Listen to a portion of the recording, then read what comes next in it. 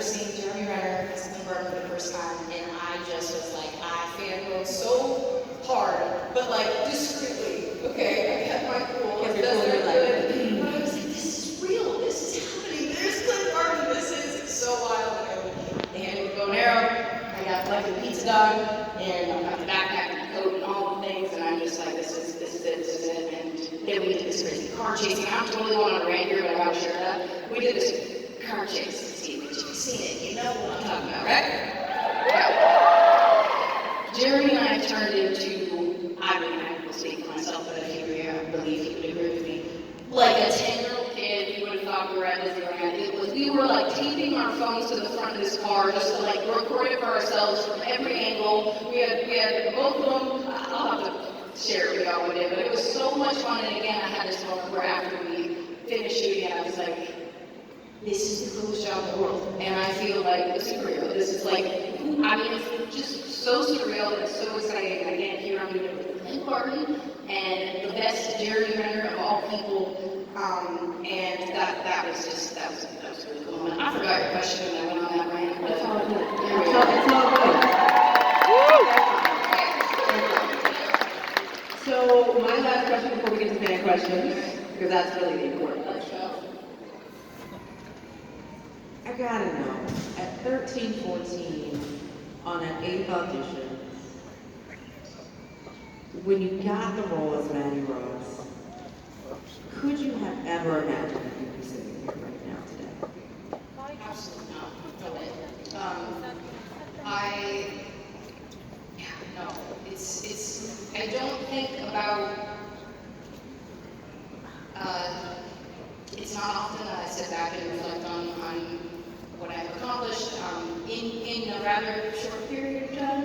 Feels like forever, and in the best way, but I guess it's in moments like this where I hear it from somebody else, and I'm in a really cool environment like this where you guys are the reason that I'm here, and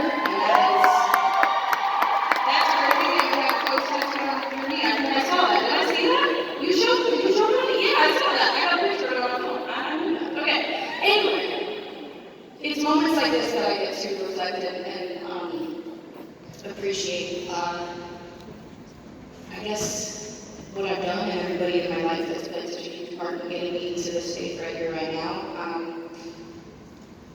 It's been an incredible journey, and it feels like it truly is just the beginning. And I just can't thank you guys all enough for coming out here and being here with me. It's so crazy. You guys have come from. I know a lot of you traveled from very far and some here, but I mean I can't thank you guys enough. It makes every dream I ever had as an entertainer in the world absolutely come true, and I'm forever grateful. So thank you.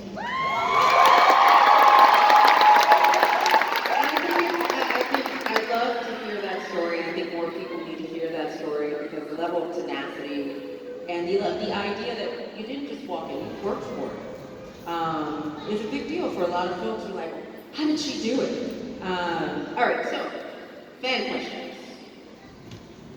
Elena Collins from Houston, Texas.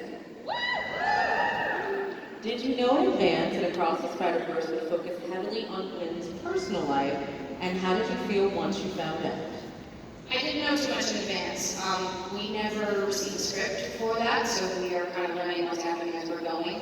And like I said before, when I saw it for the first time, it really wasn't until then I understood the weight of it and how deeply we go into one's world, right? Because I at that point have recorded it so many times, and you kind of don't really know what exactly is going to end up in the final cut.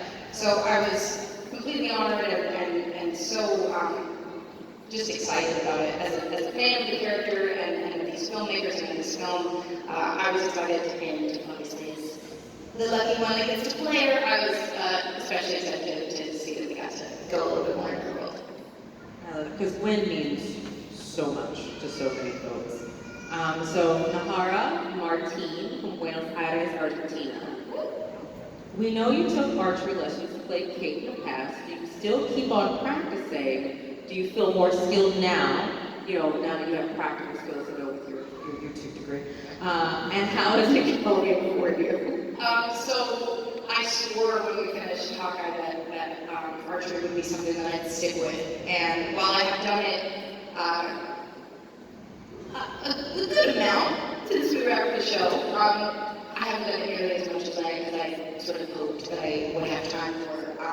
But it is an incredible sport, and it requires a level of patience, a level of focus that is intense, but somehow brings you a lot of peace. And I love it. If you haven't tried it, disclaimer, it's not easy, but I highly recommend it. It is really, really special, and something that I absolutely do need to continue doing, and hopefully